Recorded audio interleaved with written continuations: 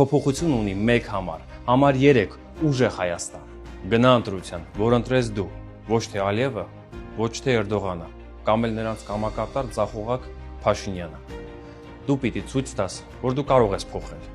եւ փոփոխություն հնարավոր է։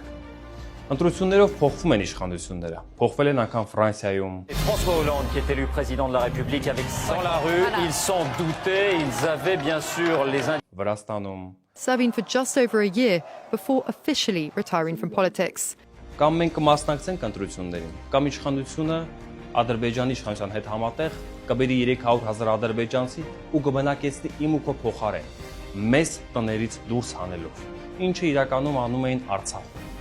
Զարմանալի չէ, ոչ մեկիս համար զարմանալի չէ։ Մենք պիտի մասնակցենք եւ ցույց տանք, որ իշխանությունը կարող է զգալ պարտության համար եւ հնարավոր է փոխել։ Եվ այդ փոփոխությունն ունի մեկ համար 3 ուժեղ Հայաստան։